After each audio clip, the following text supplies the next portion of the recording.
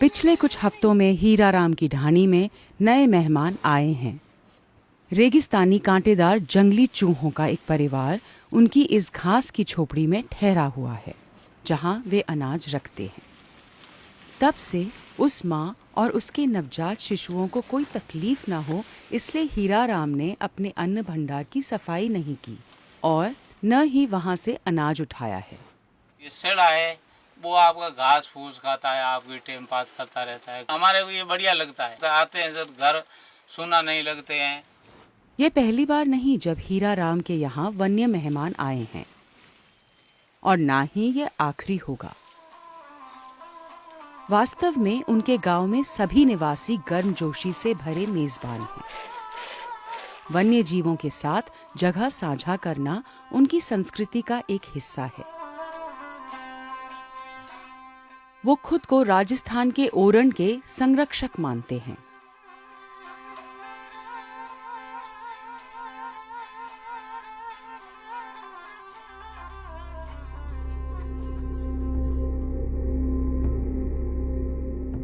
ओरण पवित्र वन होते हैं।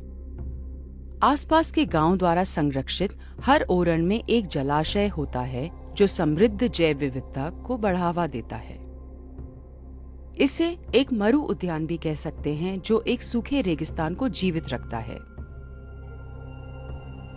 राजस्थान में ऐसे लगभग 25,000 ओरण हैं। ओरण के लोगों और वन्य जीवों का जीवन एक दूसरे से एकदम जुड़ा हुआ है। एक के कारण दूसरा फलता फूलता है। समृद्ध वनस्पतियों और जलाशयों से युक्त ओरण गांव वालों के ऊंटों, बकरियों और भेड़ों को भरपूर चारा देता है। इसके बदले में गांव वाले इसकी भूमि और वन्य जीवों की रक्षा करते हैं। ओरण में कोई भी पेड़ नहीं काट सकता और न ही इसे कोई नुकसान पहुंचा सकता है।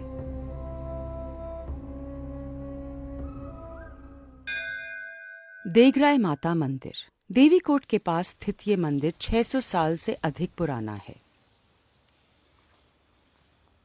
16वीं शताब्दी में जैसलमेर के राजा ने इस मंदिर के सामने वाली 60,000 बीघा जमीन देगराय ओरण के निर्माण के लिए दी थी।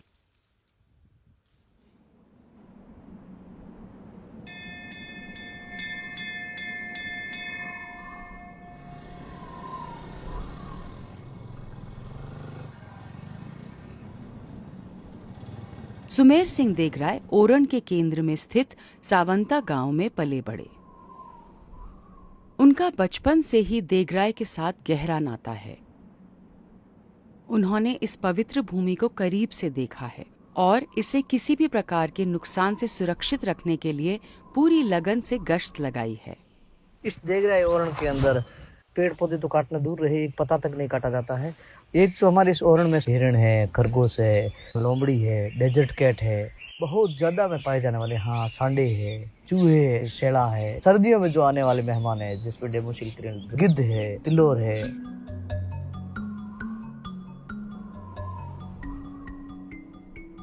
अपने हालिया गश्त में सुमेर सिंह ने एक रेगिस्तानी बिल्ली को अपने 3 बच्चों के साथ देखा। तब से उस माँ और उसके बच्चों की सुरक्षितता सुनिश्चित करने के लिए वे हर दिन उस जगह का दौरा कर रहे हैं। देगराय ओरण विभिन्न प्रकार के पेड़ों और वन्य जीवों को आश्रय देता है। यहाँ सांडा, रेगिस्तानी जरबिल और अन्य सरीसृपों की एक स्वस्थ आबादी पाई जाती है, जो कई शिकारियों को आकर्षित करती है।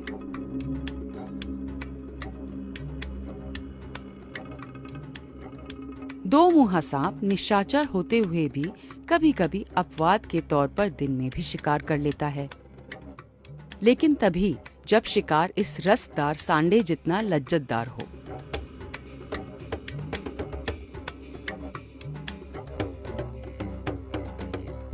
आखिर सांडा एक बेशकीमती शिकार है जिसे हर शिकारी खाना चाहता है।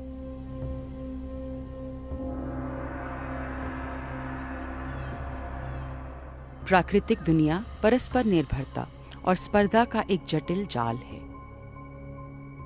यह एक नाजुक संतुलन है जो मानव निर्मित विकास के दबाव से बिगड़ सकता है। आज देगराय ओरण के सामने भी एक ऐसी ही चुनौती खड़ी है। वो है अक्षय ऊर्जा परियोजनाओं से निकली हुई हाई टेंशन केबल्स, जो अब आकाश पर कब्जा कर बैठी हैं। ये शिकारी पक्षी भले ही कितने भी मजबूत क्यों न लगें, वे अपने उड़ान पथ में आने वाली इन आड़ी तिरछी तारों की उलझन को नहीं संभाल पाते। कई इन तारों से टकराते हैं, कुछ घायल हो जाते हैं, लेकिन ज्यादातर तत्काल मर जाते हैं। हर दिन खत्म हो रहा है इन तारों से टकरा करके। कभी टॉनी ईगल खत्म हो रहा है, कभी इजिप्शियन वोल्चर खत्म हो रहा है। हमें दर्द होता है ये देख करके।